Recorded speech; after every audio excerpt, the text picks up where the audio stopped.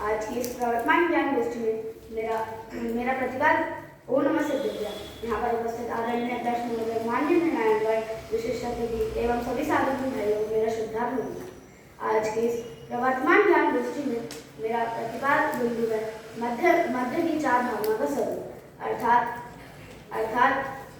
अन्यत्व भावना, अशुचि भावना, आश्रम भावना एवं समर भावना का स्वरूप। तो हम इसे दो मुख्य बिंदुओं के माध्यम से समझेंगे, जिसमें से जो पहला मुख्य बिंदु है वह है इन चार भावनाओं के शब्दों का अर्थ एवं इनकी परिभाषा। तो सबसे पहले हम अन्यत्व भावना को जानेंगे। तो अन्यत्व का अर्थ देखें तो वह दो शब्दों से मिलकर बना है, अन्य एवं त्व। अन्य अर्थात स्वयं को छोड़िए बाकी सब, अर्थात स्त्री, पुत्र, पुरुष, मित्र आदि, एवं त्व का मतलब होता है भाव एवं पना। अगर हम अन्यत्व भावना का अर्थ समझे तो वह होगा स्त्री, पुत्र, मित्र आदि अपने नहीं है, बस यह आत्मा ही मेरी है, ऐसा बारंबार चिंतन करने का नाम ही अन्यत्व भावना है। इसी को बतलाते हुए कवि और पंडित दौलत राम जी अपनी पांचवी ढाल के 7वें छंद में इसकी परिभाषा बतलाते हुए कहते हैं कि यह जो स्त्री, पुत्र, मित्र आदि अपने नहीं है, ऐसा जानकर समय दृष्टि जी स्वसन्मुक्ता पूर्वक अपनी आत्मा में वितरागता की वृद्धि करता है, उसी का नाम अन्यत्व भावना है। अब हम जानेंगे अशुचि भावना अर्थात क्या। तो अशुचि भी दो शब्दों से मिलकर बना है, अ और शुचि। शुचि अर्थात साफ स्वच्छ और अ अर्थात नहीं।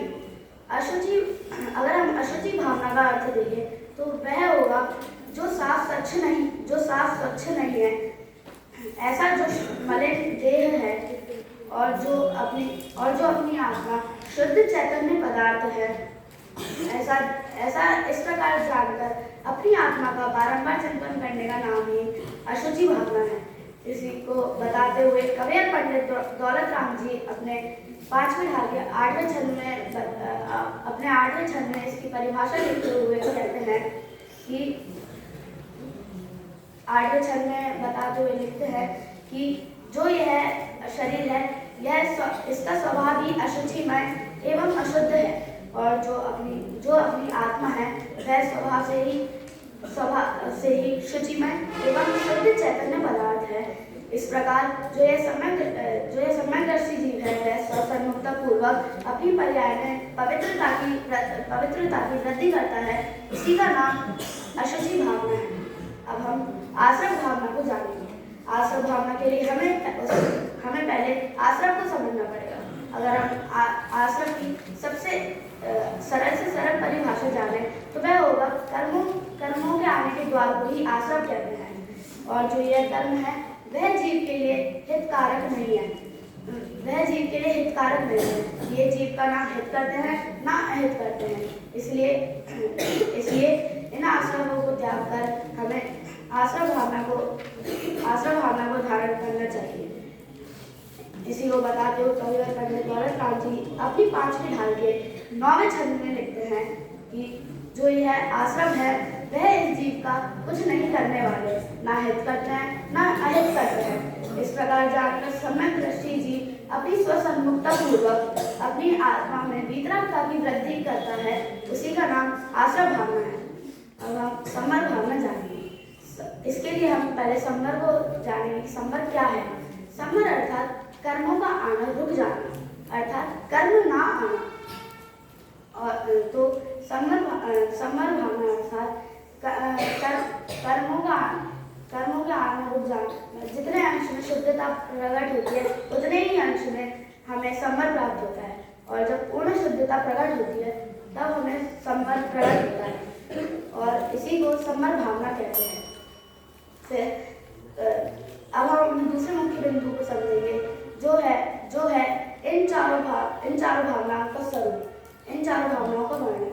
तो सबसे पहले हम अन्यत्व भावना का स्वरूप समझेंगे, जो कि है हमें रत्नगंड शावकाचार्य के 6वें अधिकार में आचार्य समंत भद्रदेव बताते हैं कि पर स्त्री, सेवक, पुत्र, मित्र में, पुत्र मित्र में अपनापन करना, उसे अपनापन करना वह मिथ्या मोह की महिमा है, वह उसे मिथ्यात्व ही कहते हैं।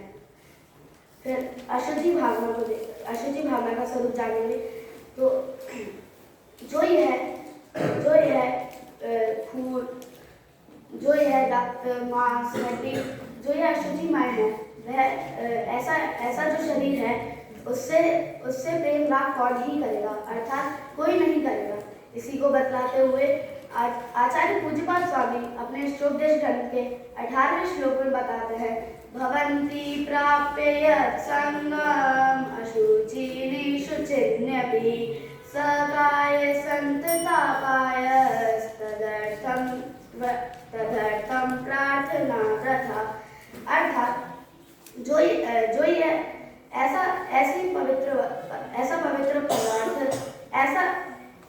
पवित्र पदार्थ की संगति में आकर जो पवित्र पदार्थ है वह भी अपवित्र हो जाता है। ऐसा जो यह शरीर है वह हमेशा बाधाओं के सहित है, और तो इसीलिए इसकी प्रार्थना करना वह व्यर्थ ही है। इस प्रकार हमने अशुद्धि भावना का स्वरूप समझा। अब हम आश्रम भावना का स्वरूप समझेंगे। जिस प्रकार हमने आश्रम की परिभाषा पहले ही समझ चुकी थी कि कर्म के आने के द्वार को भी आश्रम कहते हैं। तो यह जो कर्म है वह इसके आने के 3 द्वार हैं, मन, वचन, काया। इनको हम बल एवं योग के नाम से भी जानते हैं। यह जीव के लिए हित कारक नहीं है एवं अहित